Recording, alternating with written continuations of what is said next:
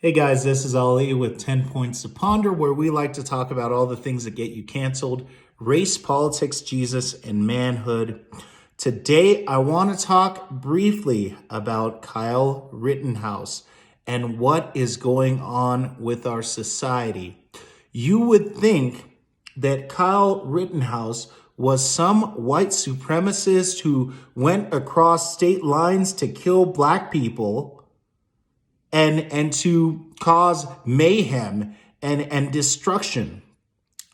But instead, I see a few things that are in play that relate specifically to the topics that we like to talk about. So first, let's talk about race.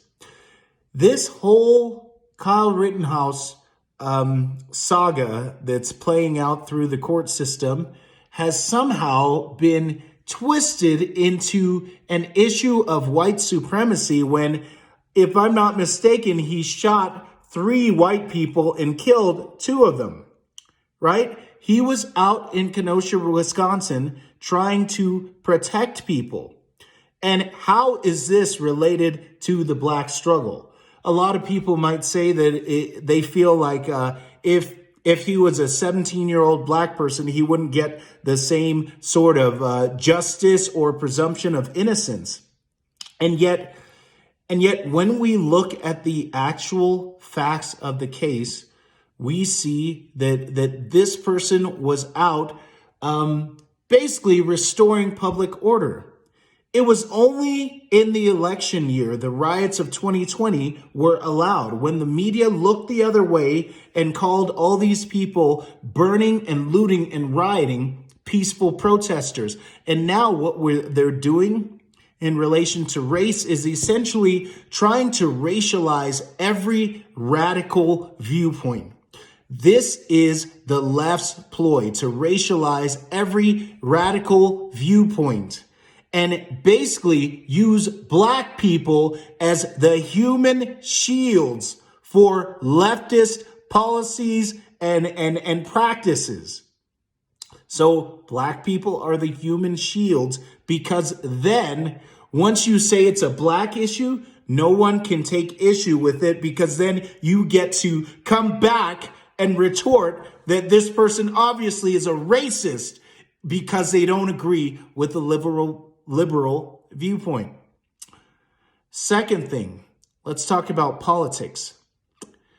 The riots of 2020 that were spurred on by the death of George Floyd and then exacerbated by this fake case with Jacob Blake out of Kenosha, Wisconsin, were all part of a political ploy. They wanted to create as much chaos and division as possible so that people would feel that the country was on the wrong track and not re-elect Donald Trump. That was the whole purpose of it. There was that Times article that talked about people who were basically minute people that were able to be deployed at any moment to different places. They had already picked places throughout the country that they would go to and start rioting and destroying. And nobody in the media wants to talk about all these people that descended upon Kenosha, Wisconsin, that crossed state lines in order to burn and destroy the hometown of Kyle Rittenhouse's father. And so all of this was all of this, the media looked away from, because it supported liberal policies. It wanted to create chaos in the streets. Let's talk about Jesus. Well, Jesus talks about justice. Jesus talks about, and the Bible speaks about, the authorities punishing those who do evil and rewarding those who do good. In 2020, because of political purposes, all Democratic state leadership basically withdrew and abdicated their responsibility to keep the normal social order. They allowed rioting and looting for days upon end in Kenosha, Wisconsin, because it served their political ends. And so when someone came in, because he saw and looked around and saw, obviously no one cares. Obviously, police don't care, or they've been told to back away and not engage with the rioters, that someone had to step up. And this is what happens to the social order when no one steps up, when men don't step up, when society and those who are in positions of leadership, those who are given the authority by God to punish evildoers, don't step up and do it, well, you're going to have vigilante justice. You're going to have people who take it in their own hands, because we have a right in this country to defend ourselves. And that's ultimately what leads me to my next point, which is manhood. Men have a right to defend the weak. In fact, we have an obligation to do it. Every man needs to take care of his family, take care of even his property. When we look at the Constitution, there's a reason.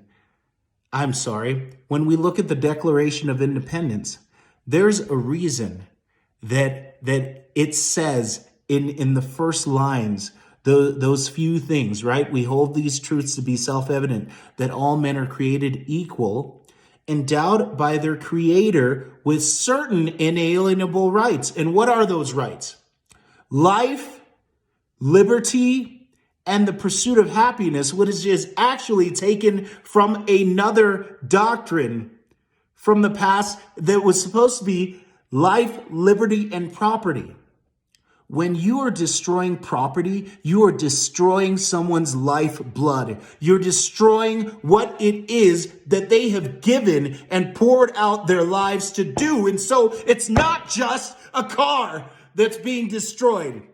You're destroying someone's livelihood. It's not just a store that's being burned.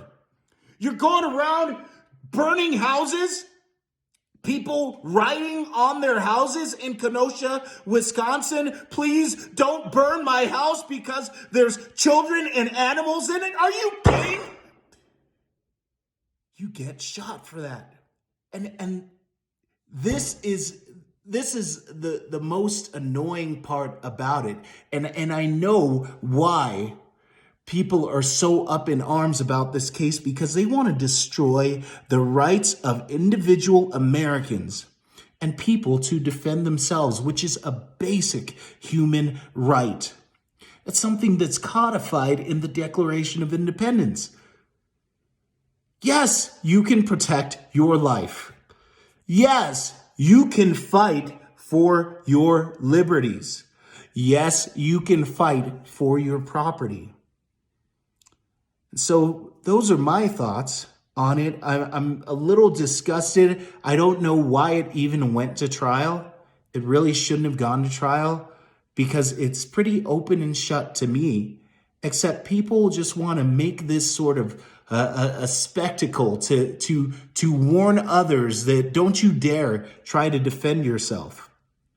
And I know that people are watching this and maybe feel like I'm being a little bit extreme on these things. You let me know what your thoughts are on it. My name's Ali Schwaga. This has been 10 Points to Ponder.